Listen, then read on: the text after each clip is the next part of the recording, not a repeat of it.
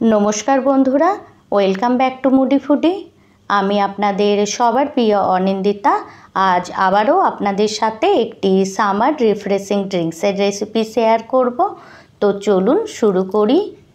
तो सबार प्रथम ड्रिंक्सटी बानाबार जोन्नो आमी एकटा मिक्सार ग्राइंडारे निये निलाम 1 टेबिल स्पून मौरी, दुटो दारचिनी, दुटो एलाच, 1 टेबिल स्पून चीनी और 25टा गोटा गोलमरिच और ऐड करब 1 टीस्पून नर्माल नून और 1 टीस्पून कालो नून। एखन एगुलिके आमी ब्लेंड करे एर पाउडारटी बानिये नेब।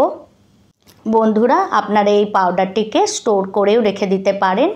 एखन एई पाउडारटिर थेके 2 टीस्पून पाउडार आमी एई धरनेर एकटा टल ग्लासे दिये दिलाम। एखन आमी एर मध्य ऐड करब गोंद कातिरा। এই দেখুন বন্ধুরা এই গোঁদ কাতিরাটি এই রকম দেখতে হয়। এটিকে এতটাই আপনারা 1 কাপ জলে 6 ঘন্টা ভিজিয়ে দিলে এটা স্পঞ্জের মতো অনেকটা ফুলে যায় আর এর হেলথ বেনিফিট প্রচুর আছে।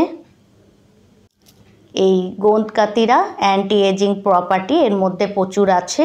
শরীরকে ঠান্ডা রাখতেও এটি খুব সাহায্য করে।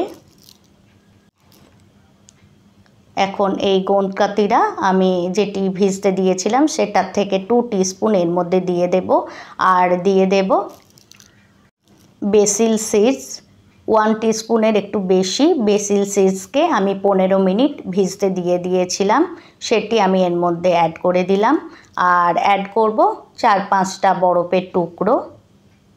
বন্ধুরা ভিডিওটি ভালো লাগলে ভিডিওটি লাইক করে চ্যানেলটি অবশ্যই সাবস্ক্রাইব করবেন। এখন এগুলিকে আমি এইভাবে মিক্স করে নেব আর অ্যাড করব অর্ধেকটা লেবুর রস। এই দেখুন লেবুর রসটি অ্যাড করার পর আমি এর মধ্যে জল অ্যাড করব। তারপর আবারও এগুলিকে মিক্স করে নিয়ে এটিকে আমি ঠান্ডা ঠান্ডা সার্ভ করব।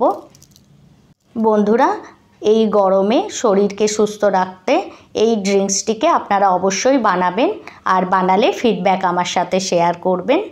তো বন্ধুরা ভালো থাকবেন, সুস্থ থাকবেন। আবার দেখা হবে অন্য কোনো রেসিপিতে। আজকের জন্য এতটাই। Thanks for watching.